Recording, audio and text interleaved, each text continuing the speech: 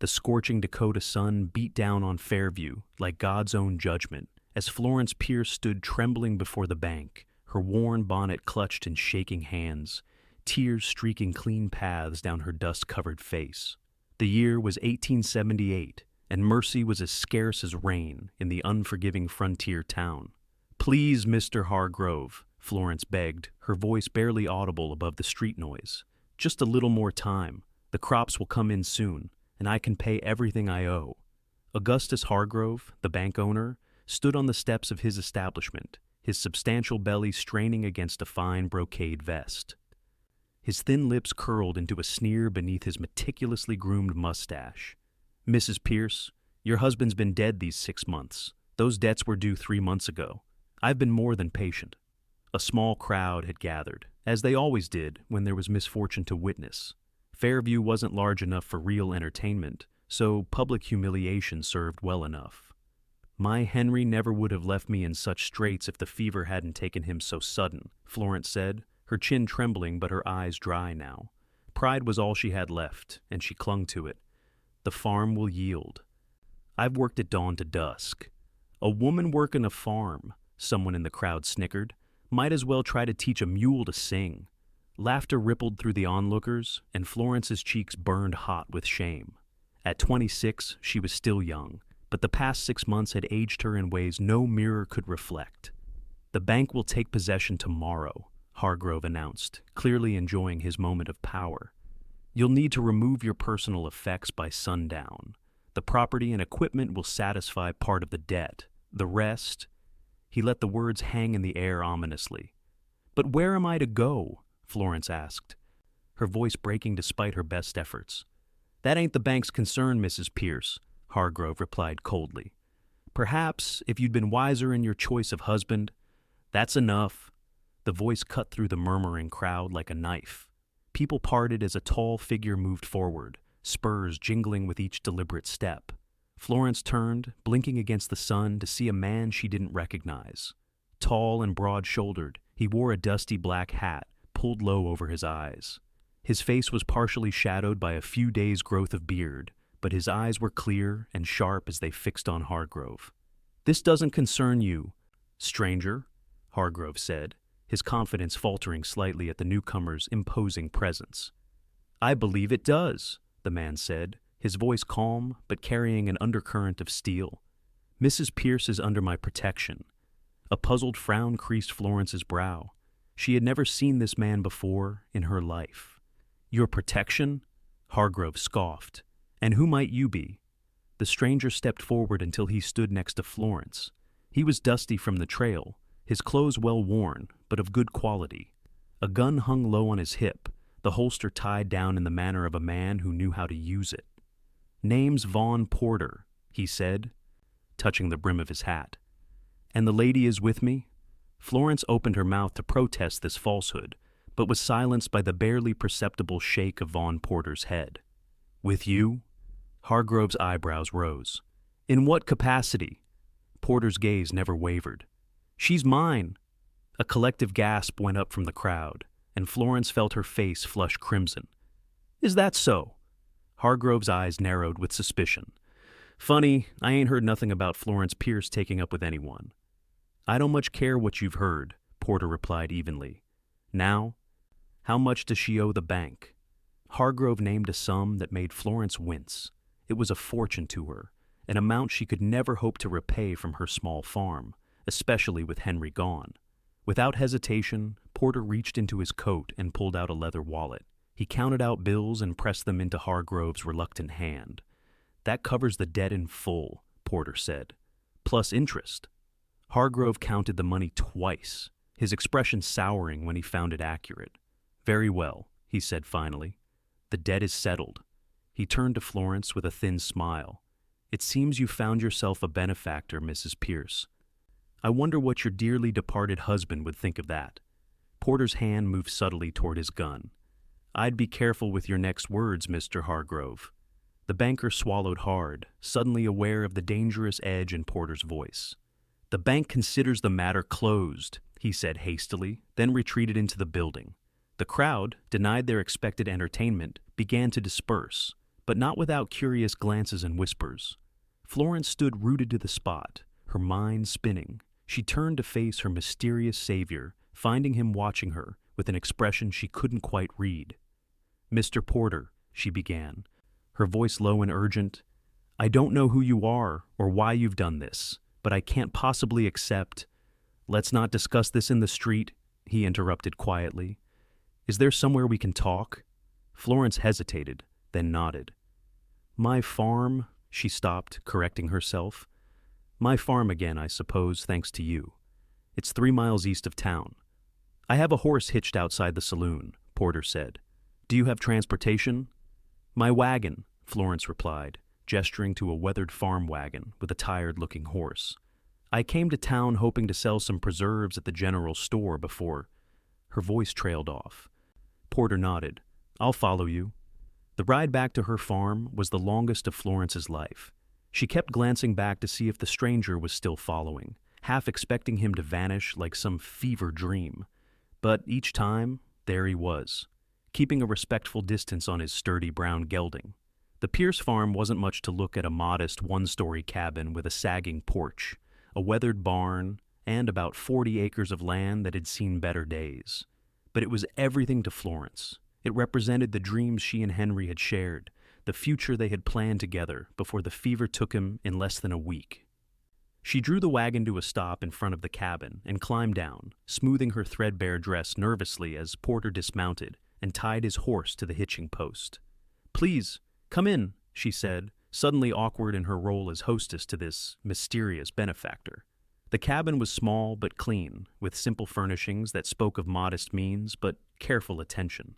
Florence busied herself lighting the stove and putting on a pot of coffee, needing something to do with her hands. "Mr. Porter," she said finally, turning to face him, "I appreciate what you did in town, but I don't understand it. I've never met you before today. Why would you pay my debts?" Porter had removed his hat, revealing thick dark hair with a touch of silver at the temples. She guessed him to be in his mid-30s, with a face that had seen its share of sun and wind. There was a small scar along his jaw, and his eyes, she noticed now, that they were a striking shade of blue, held a weariness that went beyond physical exhaustion. "I knew your husband," Porter said after a moment. Florence's eyes widened. "You knew Henry? How? He never mentioned anyone named Porter." "We crossed paths during the war," Porter explained, accepting the cup of coffee she offered. "He saved my life at Shiloh." "The war?" Florence repeated, stunned. "But that was 16 years ago." Porter nodded. "I was just a boy of 18, fresh to the fighting. Your husband was a sergeant then. I took a rebel bullet in the shoulder, and Henry carried me to safety under fire." His fingers absently touched his left shoulder. "I never forgot it. When I heard he'd passed and left a widow in trouble, I knew I had to help." Florence sank into a chair, trying to process this information. "That sounds like Henry," she said softly. "He never spoke much about the war." "Most men who've seen real fighting don't," Porter replied. "But this debt, it's a fortune," Florence protested. "I can't possibly accept such charity, even from someone who knew my husband." "It's not charity," Porter said firmly. "It's a debt repaid. Your husband gave me years of life I wouldn't have had otherwise." Florence studied him, sensing there was more to the story than he was telling. "Where have you been all these years? And how did you hear about our situation?" Porter took a sip of his coffee before answering. "I've been moving around: Texas, New Mexico Territory, Arizona. I was passing through Sioux Falls when I ran into Samuel Tanner." "Sam?" Florence's eyes brightened with recognition. "He was in Henry's regiment." Porter nodded. "He told me about Henry's passing and mentioned you might be in trouble with the bank. I decided to come see if I could help." "And you just happened to arrive at the exact moment I was being humiliated in front of the whole town?" Florence asked, her voice tinged with skepticism. A faint smile touched Porter's lips. "I've been in Fairview for 3 days, asking questions, getting the lay of the land. When I heard you'd gone into town this morning, I had a feeling it might be to face Hargrove." Florence studied him, still not entirely convinced. "And what you said in town, about me being yours. That was just to stop Hargrove?" Porter's expression turned serious. "I apologize for speaking for you that way. It seemed the quickest way to end the situation." Florence nodded slowly, some of the tension easing from her shoulders. I suppose I should thank you for that as well. Pride doesn't fill an empty stomach, and I was nearly at the end of my rope. She looked around the small cabin. This farm was everything to Henry, and to me. Losing it would have been like losing him all over again. Do you manage it alone? Porter asked. I hire help when I can afford it, for the heavy work, Florence replied. But mostly yes, it's just me now. Porter's eyes swept around the cabin, then out the window toward the fields beyond. It's a lot for one person. I'm stronger than I look, Florence said, a touch of defensiveness creeping into her voice. And I'm learning.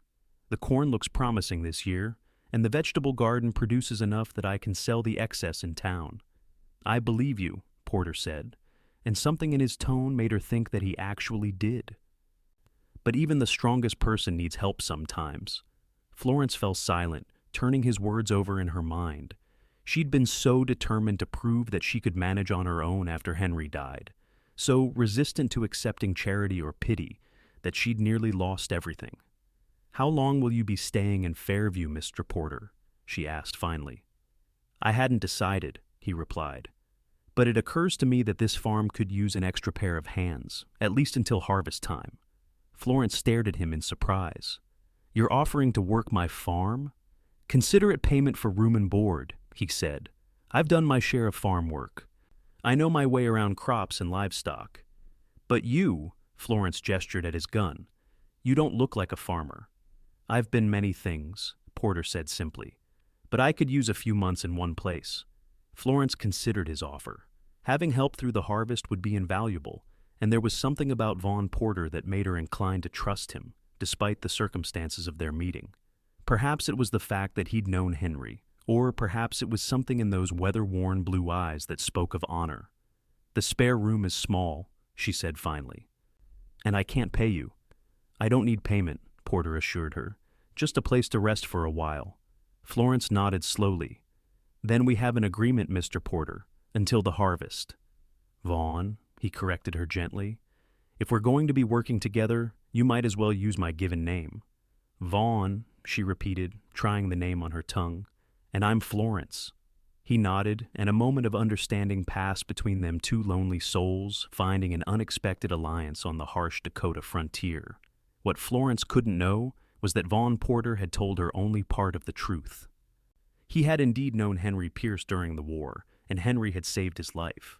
But there was far more to the story than a simple debt of gratitude, a truth that Vaughn wasn't ready to share, not when the pain in Florence's eyes was still so raw, and not when revealing everything might destroy the fragile trust they had just established. For now, it was enough that he had found her in time, that the farm was safe, and that he could offer her the help she so desperately needed but was too proud to ask for. The rest would have to wait.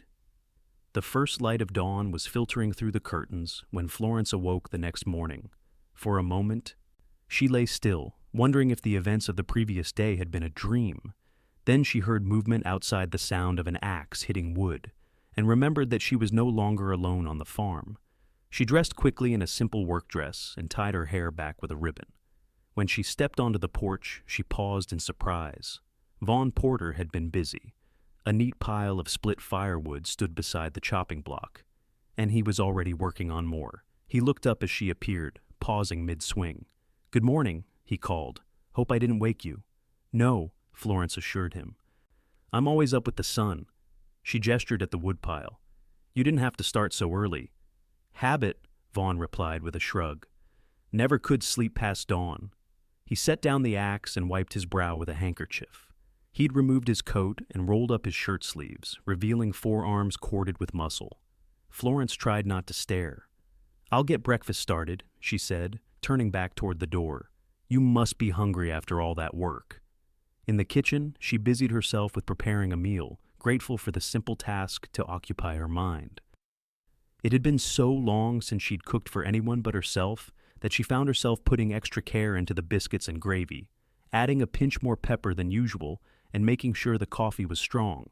When Vaughn came in, he washed up at the basin by the door, then sat at the table with a quiet "thank you" as she set a plate before him. They ate in companionable silence for a few minutes before Florence spoke. I thought we might ride the boundaries today so you can get a sense of the property. Then there's the north field that needs plowing if we're going to get a late planting in." Vaughn nodded. "I noticed your plow could use some repair. The blade's worn, and one of the handles is cracked." Florence sighed. "I know. I've been meaning to take it to the blacksmith in town, but with the bank troubles." "I can fix it," Vaughn said. "If you have tools, I'll need a few pieces of wood and some metal strapping." "There's Henry's workshop in the barn," Florence replied. "He was handy with repairs. You're welcome to use whatever you find there." After breakfast, they saddled up Florence on her mare, Daisy, and Vaughn on his gelding, which he called Chief, and rode the boundaries of the Pierce farm. It wasn't large as farms went, but the land was good, with a creek running through the western edge providing water year-round. "Henry chose well," Vaughn commented as they paused on a rise overlooking the property. "Good water, decent soil." "It was all trees when we first came," Florence said, her eyes taking on a faraway look. "We cleared it together, acre by acre. There were nights we were so tired we could barely move, but we were happy."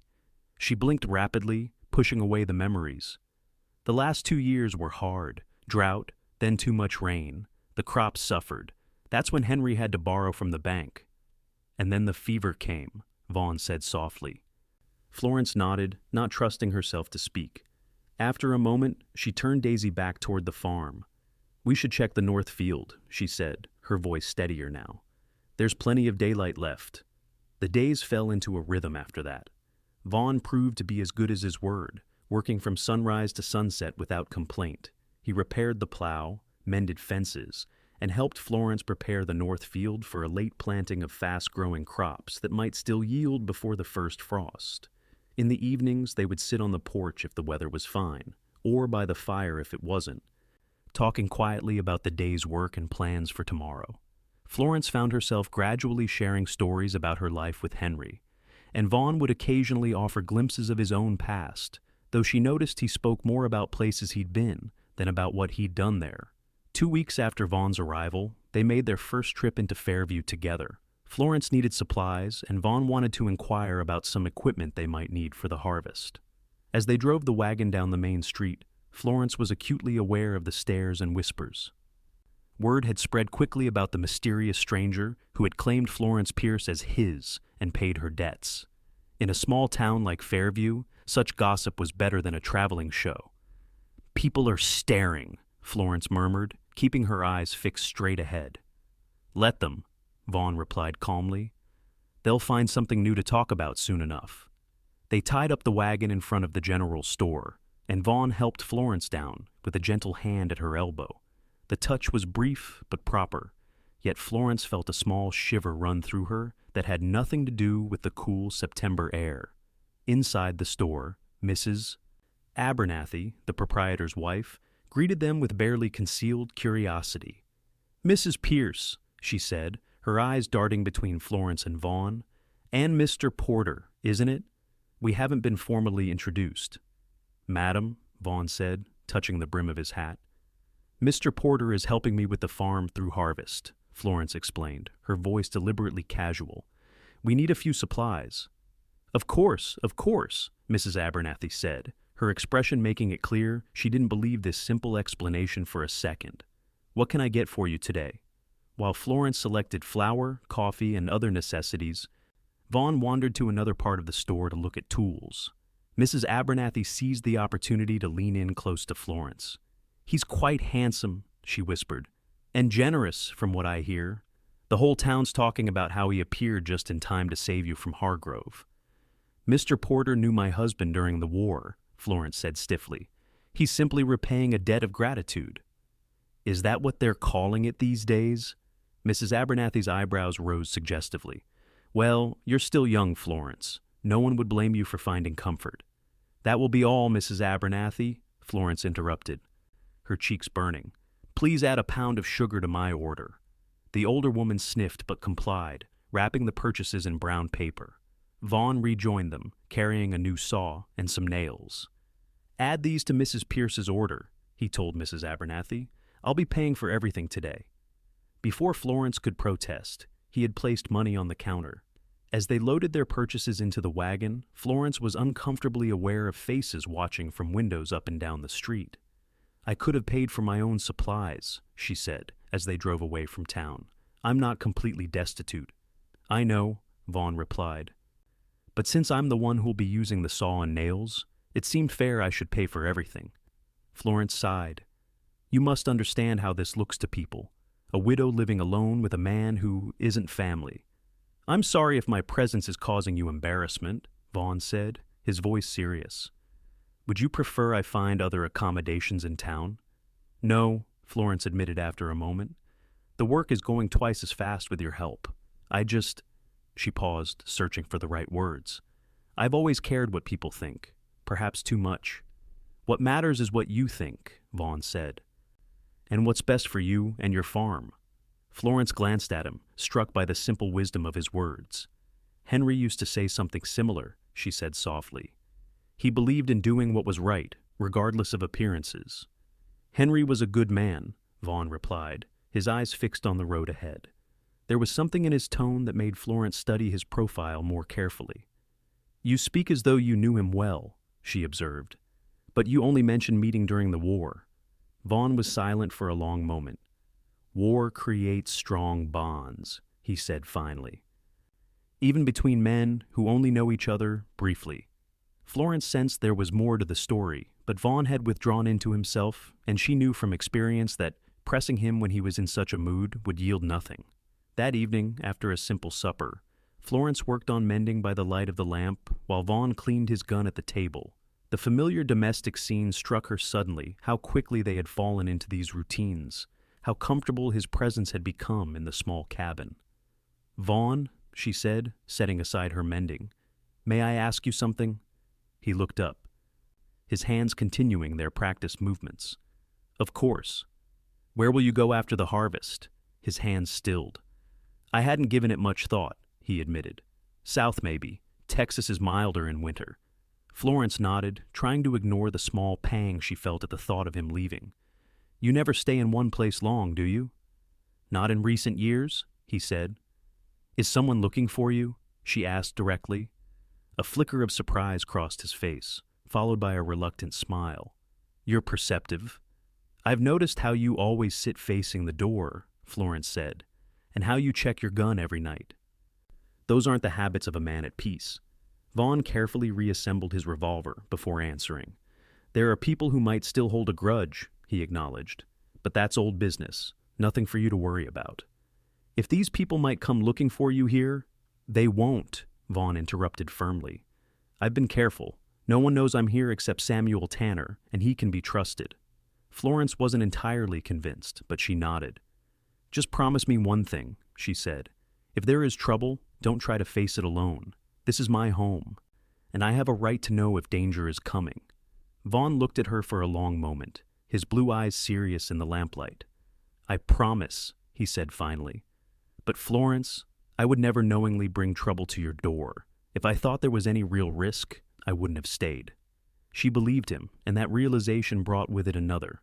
Somewhere in the past weeks, she had come to trust this man completely, despite knowing so little about him. It was a disquieting thought. "It's getting late," she said, standing abruptly. "I think I'll turn in." "Good night, Florence," Vaughn said softly, watching as she gathered her mending and moved toward her bedroom. "Good night," she replied, pausing in the doorway. "And Vaughn, thank you. For everything." He nodded once, and she closed the door, leaving him alone with his thoughts and the flickering lamplight. Later that night, Florence woke to the sound of a horse approaching. She lay still for a moment, listening. It was well past midnight, and visitors at this hour rarely brought good news. She slipped from her bed and reached for the shotgun that hung on pegs above her door. As she moved quietly into the main room, she saw that Vaughn was already up, his gun drawn, peering cautiously through the window. "Who is it?" she whispered. "Stay back," he warned, his voice tense. There was a knock at the door, and then a voice called out, "Florence, it's Doc Wilson. I need help." Florence relaxed slightly, recognizing the voice of Fairview's aging physician. She moved toward the door, but Vaughn's hand on her arm stopped her. "Let me," he said, holstering his gun, but keeping his hand near it as he opened the door. Doc Wilson stood on the porch, his medical bag in one hand, his face drawn with exhaustion. "Florence," he said, then nodded to Vaughn. "Mr. Porter, I apologize for the late hour. But I've got the Brennan boy in my wagon. He's been thrown from a horse and broken his leg badly. I've said it, but he needs a place to rest before I can take him all the way back to his parents' place in the morning. The Brennan farm is too far to make it tonight, and my rooms in town are full with influenza cases." "Of course, bring him in," Florence said immediately, setting aside the shotgun. "Vaughn, can you help the doctor?" Together, the two men carried young Tommy Brennan, a boy of about 16, who worked at the livery stable in town, into the house. They settled him on the sofa, where he lay pale and sweating, his splinted leg stretched out before him. "I've given him laudanum for the pain," Doc Wilson explained as Florence brought blankets. "He'll sleep through the night, but someone should check on him occasionally." "I'll sit with him," Vaughn offered. "I wasn't sleeping anyway." The doctor nodded gratefully, then turned to Florence. "I hate to impose, but could I trouble you for some coffee? I've been up since yesterday morning with the Taylor twins coming into the world." "Of course," Florence said, moving to the stove. "Are mother and babies well?" "All healthy as horses," Doc Wilson confirmed, sinking into a chair at the table. Two fine boys, George Taylor strutting around town like he invented fatherhood. As Florence prepared coffee, she was aware of Vaughn checking on the boy, adjusting his blankets with a gentleness that surprised her.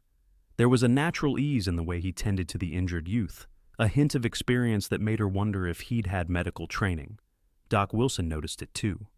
"You've got a good touch there, Porter," he commented. "Ever consider medicine?" Vaughn shook his head. "Just picked up a few things over the years." "Well, you'd make a fine doctor's assistant," Wilson said, accepting the cup Florence handed him. "I could use the help, if you're planning to stay in Fairview." "I'm just here through harvest," Vaughn replied, his eyes meeting Florence's briefly before looking away. The doctor sipped his coffee, his shrewd gaze moving between them. "That's so? Well, offer stands if you change your mind." After finishing his coffee, Doc Wilson checked on Tommy once more, then prepared to leave. "I'll be back in the morning to take him home," he said. "Florence, I can't thank you enough for opening your home like this." "It's nothing," she assured him. "We're happy to help." As the doctor's wagon rattled away into the night, Florence turned to find Vaughn watching her with an odd expression. "What is it?" she asked. "You didn't hesitate," he said. "To let them in, to help." Florence shrugged. "That's what neighbors do out here. We help each other. Why does that surprise you?"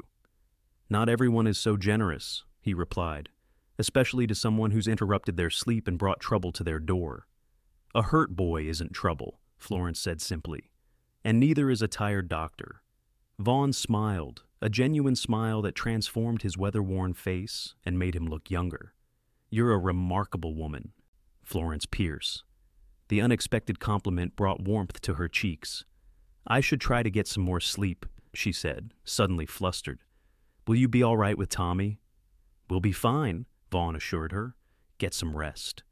In her bedroom, Florence lay awake for a long time, listening to the occasional soft murmur of Vaughn's voice as he checked on the boy. The simple domesticity of the scene, a man caring for an injured child under her roof, stirred feelings she had thought buried with Henry. It wasn't just gratitude she felt toward Vaughn Porter anymore, and that realization was both thrilling and terrifying. Morning came, and with it Doc Wilson, who pronounced Tommy much improved and ready for the journey home. As they watched the wagon disappear down the road, Florence turned to Vaughn. "You didn't sleep at all, did you?" He shrugged. "I've gone longer without sleep." And the boy needed watching. "You were good with him," Florence observed. "Have you had children of your own?" A shadow passed over Vaughn's face. "No," he said shortly. Then, in a softer tone, "But I had younger brothers. I helped raise them after our father died." It was the most personal information he had volunteered about his past, and Florence treasured it like a gift. "How many brothers?" "Two," Vaughn replied. "Both gone now, one in the war, one to fever." "I'm sorry," Florence said softly. "Were you and Henry in the same regiment during the war?" Vaughn hesitated, then nodded. "For a time, the 11th Indiana." "Lew Wallace's Zouaves," Florence said, remembering the stories Henry had told. "He was proud to serve under Wallace." Wallace was a good commander, Vaughn agreed. Saved a lot of lives at Shiloh by holding the line. Henry never talked much about the fighting, Florence said, but he had nightmares sometimes, terrible ones, where he'd wake up shouting names I didn't know. Vaughn's expression grew distant. War stays with a man, he said quietly. Even years later, it's there, just under the surface. Florence wanted to ask more about the war, about how Henry had saved him, about all the mysteries that surrounded Vaughn Porter, but she sensed it wasn't the right time. Instead, she suggested they get to work on the day's tasks, and Vaughn seemed relieved by the change of subject. The weeks passed, and autumn painted the Dakota landscape in russet and gold. The harvest proved better than Florence had dared hope, with the late planting in the north field yielding a modest but valuable crop. With Vaughn's help, she was able to bring in everything before the first frost threatened. Their trip to town to sell the excess produce was markedly different from their previous visit. People greeted them warmly, with several stopping to chat and inquire about the farm. Florence realized that the rescue of Tommy Brennan had changed the town's perception of them. No longer were they the subject of salacious gossip. Now they were neighbors who had opened their home to a child in need. Folks seemed friendlier, Vaughn observed as they loaded their empty crates back into the wagon after a successful day at the market. Nothing wins over a small town like helping one of their children, Florence replied with a smile. We've been officially accepted. We? Vaughn raised an eyebrow. Florence's smile faltered. Well, you know what I mean. They've stopped seeing you as just some mysterious stranger. Vaughn nodded, but there was a thoughtful look in his eyes as he helped her onto the wagon seat. That evening, as they sat on the porch watching the sunset paint the sky in vivid hues, Florence broached the subject they had both been avoiding.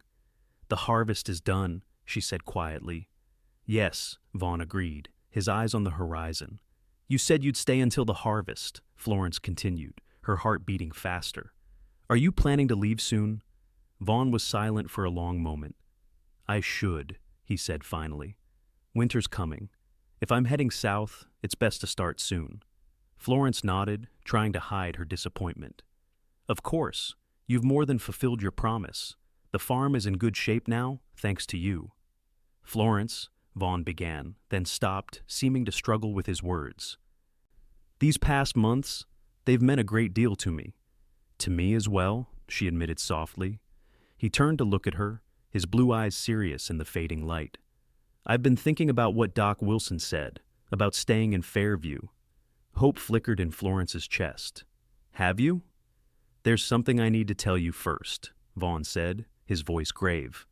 Something I should have told you from the beginning. Florence's breath caught. What is it? Vaughn took a deep breath. I wasn't entirely truthful about how I knew Henry. Florence went very still.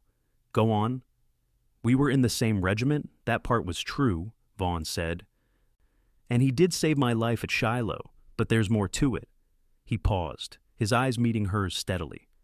I was the one who brought the fever to your farm, Florence. For a moment she didn't understand. Then comprehension dawned, and with it, a cold wave of shock. What? Last spring I was passing through the area, Vaughn continued, his voice pained. I'd been ill, but thought I was recovered. Henry recognized me and insisted I stay a few days to regain my strength. 3 days after I left, he fell ill with the same fever. Florence stood abruptly, her hands clenched at her sides. You knew, she whispered. All this time, you knew you were the reason Henry died. Yes, Vaughn admitted, not moving from his chair. I didn't find out until months later when I ran into Samuel Tanner. As soon as I knew, I came to find you, to make what amends I could. Amends? Florence's voice rose. You think paying my debts makes up for taking my husband's life? No, Vaughn said quietly. Nothing could do that. But I had to try to help you, in whatever way I could. So, this was all guilt, Florence said, the words bitter on her tongue. Your generosity, your hard work all to absolve yourself. Vaughn rose slowly, his face etched with sorrow. Not just guilt, he said.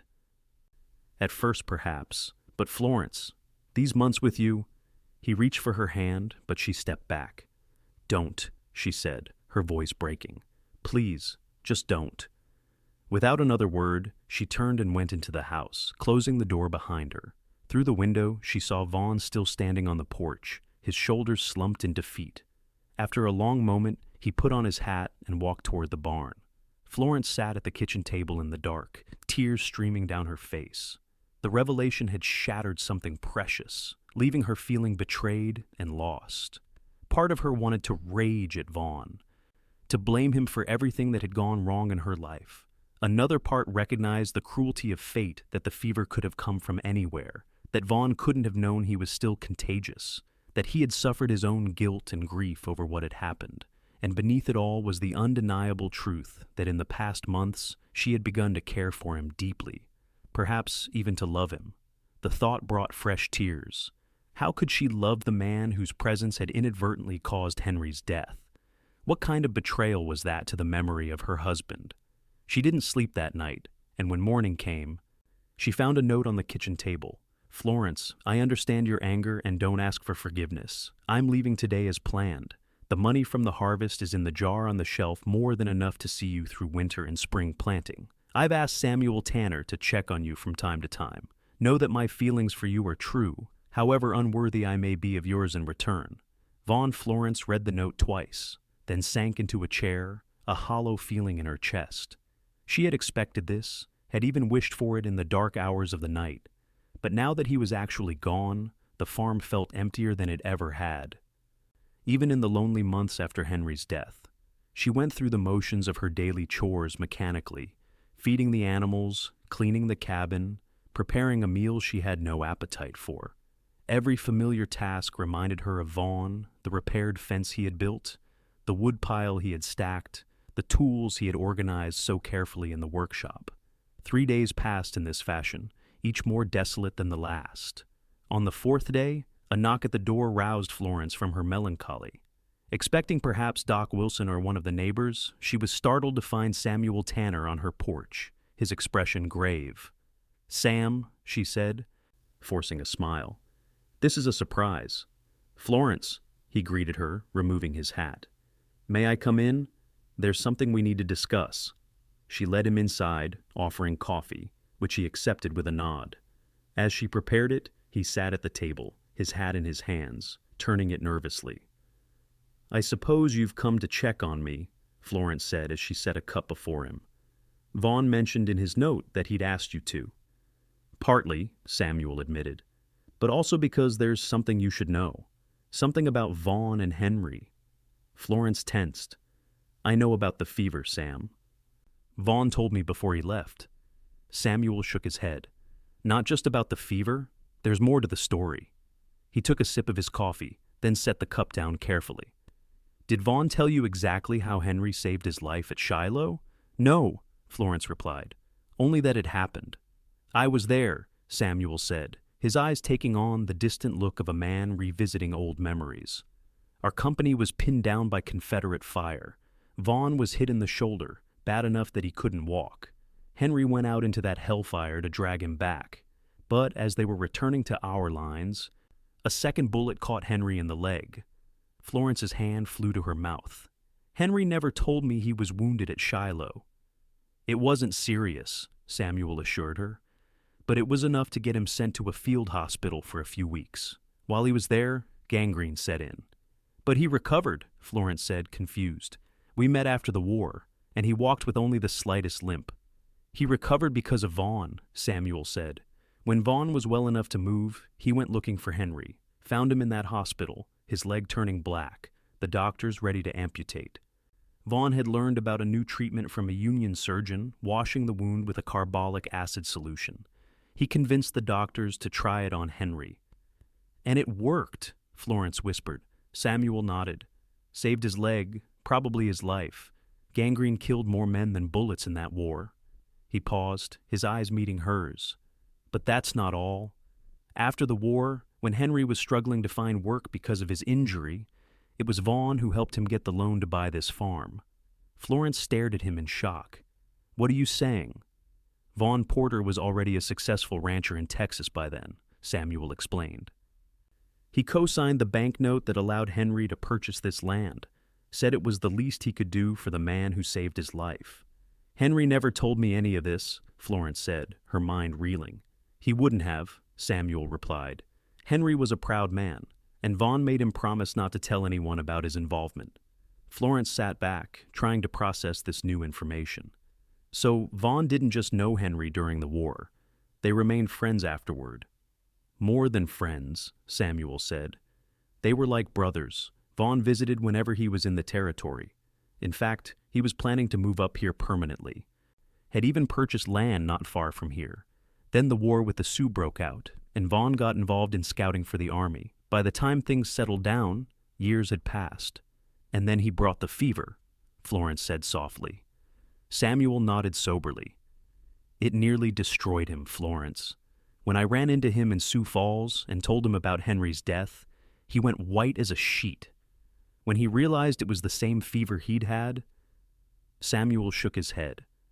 I thought he might put a bullet in his own head right there. Florence closed her eyes, imagining Vaughn's guilt and grief. Why didn't he tell me all of this? Would it have made a difference? Samuel asked gently. Would knowing that he and Henry were like brothers have made it easier to accept that he unwittingly brought the illness that killed him? Florence considered this. Perhaps not at first, she admitted. But it would have helped me understand him better. Why he cared so much about the farm, about me. Vaughn's a complicated man, Samuel said. He's done things in his life he's not proud of.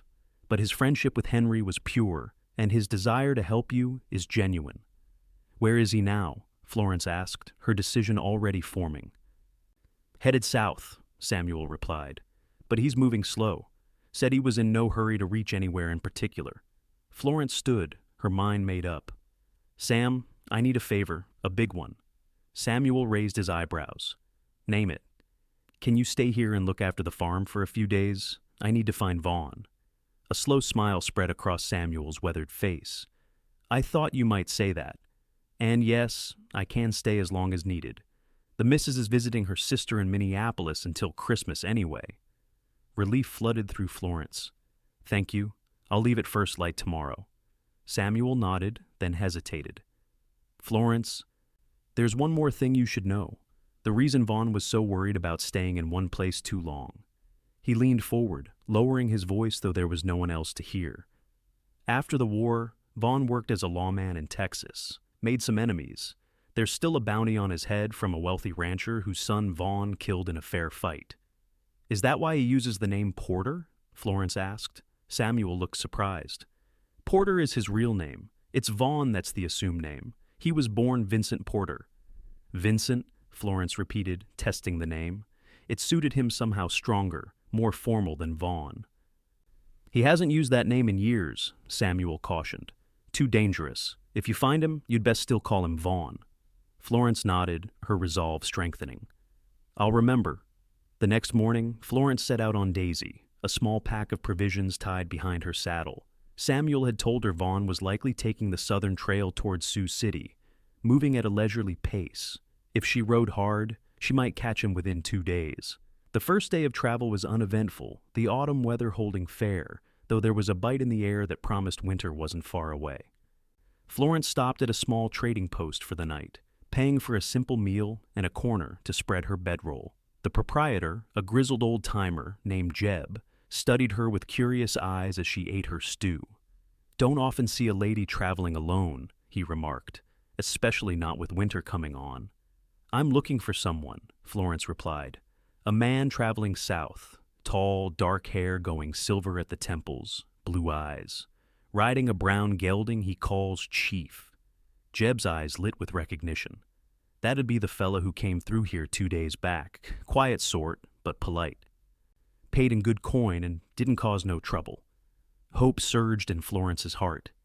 Did he say where he was headed? Mentioned something about Sioux City, Jeb replied. But he didn't seem in no hurry, said he might do some hunting along the way. Thank you, Florence said, relief making her voice warm. That's very helpful. Jeb nodded, then hesitated. Begging your pardon, madam, but if you're chasing after a man, you might want to know he had the look of someone carrying a heavy burden. When he thought no one was watching, his face was, well, sorrowful is the word that comes to mind. Florence's heart ached at the description. All the more reason for me to find him, she said softly. She set out at dawn the next day, pushing Daisy harder now that she knew Vaughn was ahead. The trail followed the river for several miles before cutting through a stand of cottonwoods. As Florence emerged from the trees, she saw a thin column of smoke rising from a sheltered hollow about half a mile ahead. Drawing closer, her pulse quickened as she recognized the brown gelding grazing peacefully near a small campfire, and there, sitting with his back against a log, was Vaughn, his hat pulled low over his eyes as if he might be dozing. But as she approached, he was on his feet in one fluid motion, his hand dropping to his gun before he recognized her. "Florence," he said, disbelief evident in his voice. "What are you doing out here?" She dismounted, her legs shaky after the long ride. "Looking for you," she said simply. Vaughn stood frozen, as if afraid she might vanish if he moved. "Why?" "Samuel Tanner came to see me," Florence said, taking a step toward him. "He told me everything, Vaughn. Or should I call you Vincent?" A flash of alarm crossed his face. "Sam had no right—" "He had every right," Florence interrupted. "He's our friend, he was Henry's friend, and he couldn't bear to see us both suffering needlessly." Vaughn's expression softened. "Florence, the fever was a tragedy," she finished for him. "A terrible, random tragedy that could have happened to anyone. Henry could have caught it in town, from a passing traveler, from a dozen different sources." "But he caught it from me," Vaughn said, his voice rough with emotion. "Yes," Florence acknowledged, "and that's a hard truth we both have to live with. But Vaughn, Samuel told me everything else too. How you saved Henry's leg after Shiloh, how you helped him buy our farm, how you were like brothers." Vaughn looked away, his jaw tight. "I should have told you myself." "Yes, you should have," Florence agreed, moving closer until she stood directly before him. "But I understand why you didn't. You were afraid I'd hate you for bringing the fever, so you tried to help me without revealing your full connection to Henry." "I never meant to deceive you," Vaughn said, finally meeting her eyes. I couldn't bear to see Henry's widow suffering, knowing I was the cause." "So you paid my debts," Florence said softly. "You worked my farm. You helped me bring in a harvest I couldn't have managed alone." "It was the least I could do," Vaughn replied. "And somewhere along the way," Florence continued, her voice barely above a whisper now, "I fell in love with you." Vaughn's breath caught.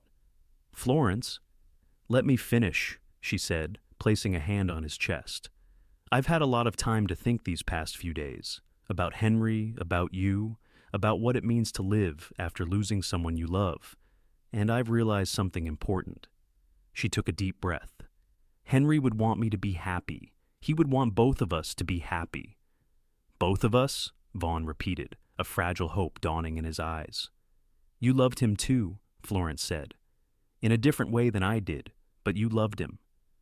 And his death hurt you as much as it hurt me. We've both been carrying that grief, that guilt, alone. But we don't have to anymore." Slowly, hesitantly, Vaughn raised a hand to cup her cheek.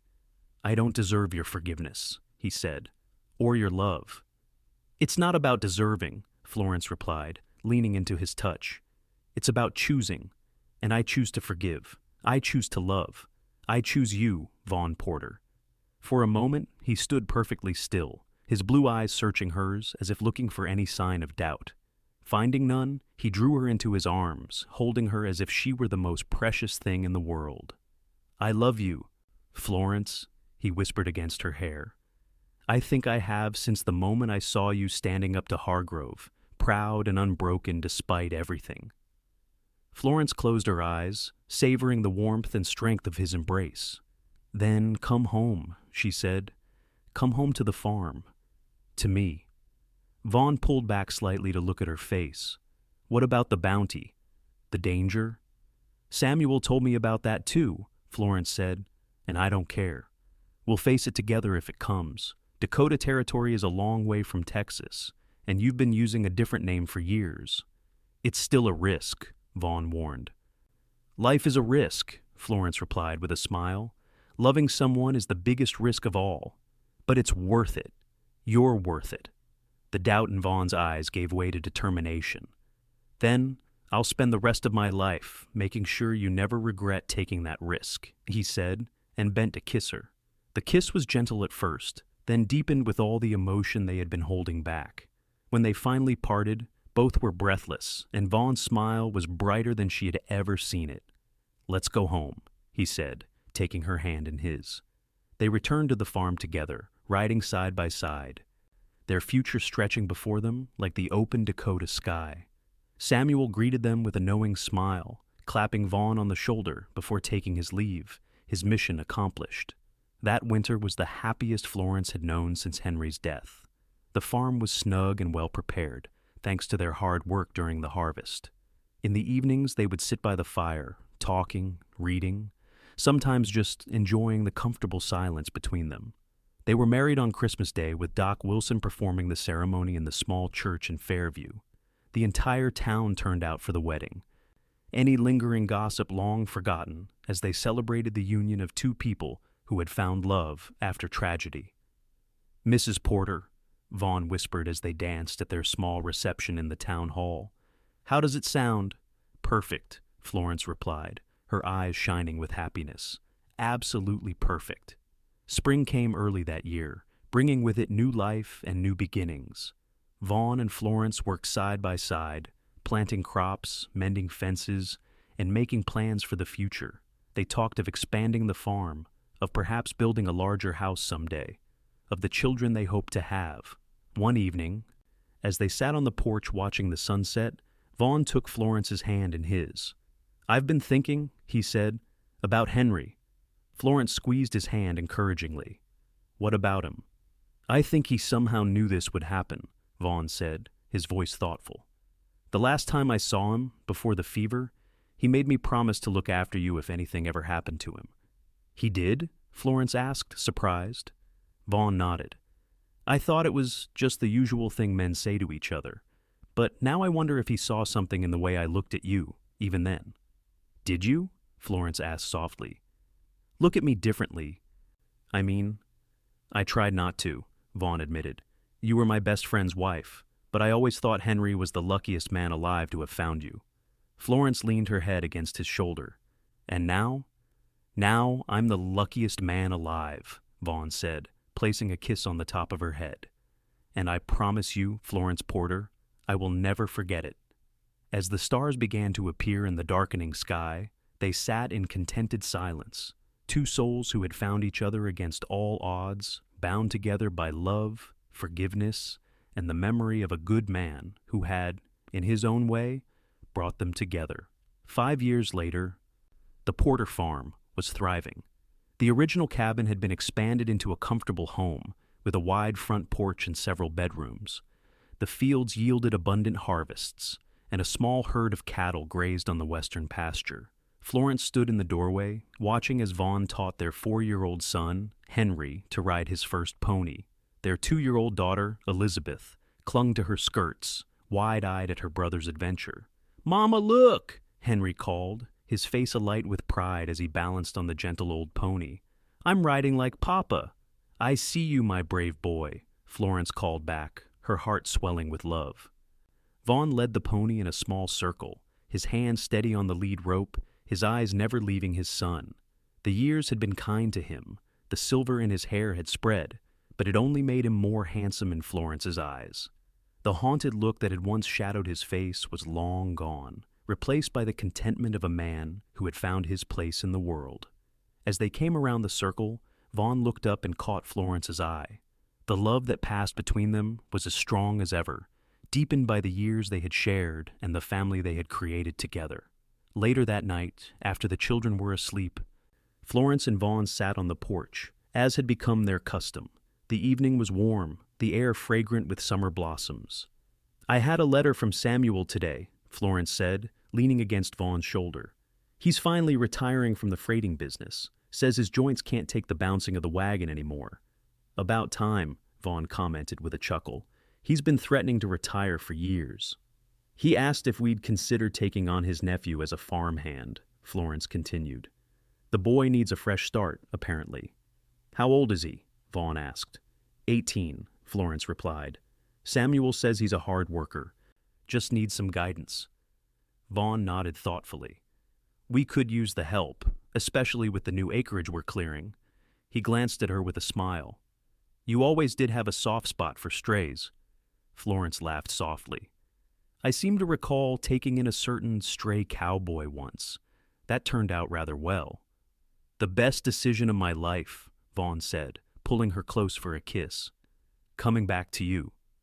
As the stars appeared one by one in the darkening sky, Florence thought about the journey that had brought them to this moment, from the depths of despair on that scorching day in front of the bank, to the joy of their life together. Now it had been a path of heartache and healing, of forgiveness and love.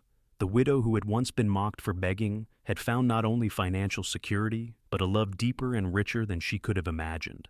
And the cowboy who had once claimed, "She's mine," in a desperate moment, had made that statement true in every way that mattered, creating a life and a family that honored the past while embracing the future.